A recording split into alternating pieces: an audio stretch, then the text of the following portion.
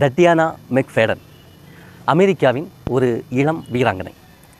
ரஷ்யாவில் ஒரு அனாதை இல்லம், அதன் வாசலிலே முன்பின் தெரியாத ஒருத்தி ஒரு குழந்தையை பெற்று அந்த அனாதை இல்லத்தின் வாசலிலேயே விட்டு சென்று விடுகிறாள்.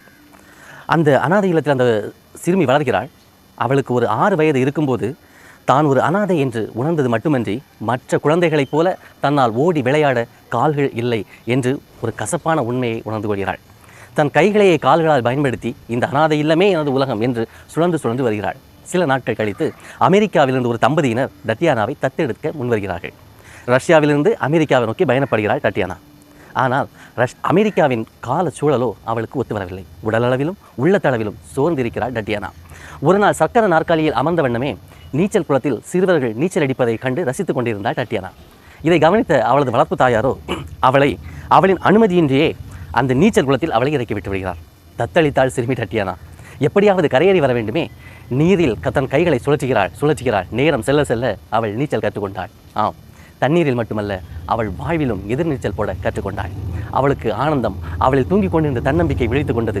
உடனே அன்றிலிருந்து தொடங்குகிறாள் தன்னுடைய பயணத்தை. வீல் சேரிலிருந்து எந்தெந்த கலைகளெல்லாம் கற்றுக்கொள்ள முடியுமோ அத்தனையும் கற்றுக்கொள்ள முன்வருகிறாள். Scuba diving, wheelchair racing என்று அனைத்தையும் கற்றுக்கொள்கிறாள்.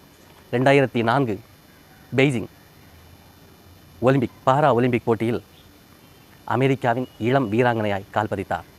முதல் போட்டியிலேயே ஒரு வெள்ளி, ஒரு வெண்கல பதக்கங்களை கைப்பற்றுகிறாள். டட்டியானாவின் அனுபவத்திலிருந்து அவள் சொன்ன ஒரு வார்த்தை என்ன தெரியுமா? என்னுடைய இடுப்புக்கு கீழ் எதுவுமே இயங்காமல் போனாலும் எனது இடுப்பிற்கு மேல் உள்ள உள்ளத்தில் ததும்பும் நம்பிக்கை இந்த உலகையே ஆள என்னை ஊக்குவித்து கொண்டிருக்கிறது என்று சொல்கிறார். ஒரு விஷயங்க, நம்ம வெற்றிக்கு எது தடையாக இருக்குது? ஐயோ, எனக்கு பேரண்ட்ஸ் சரியில்லைங்க, எனக்கு சகோதரர்கள் சரியில்லைங்க, என் நண்பர்கள் எனக்கு சரியில்லைங்க, என் சுற்றுப்புறத்தார் எனக்கு சரியில்லைங்க என்று பல காரணங்களை நாம் கட்டி கொண்டிருக்கிறோமா? இது அல்ல. நம்முடைய உள்ளம் ஊனத்திலிருந்து நாம் வெளிவந்தால் மட்டுமே நாம் வெற்றி என்னும் இலக்கை அடைய முடியும்.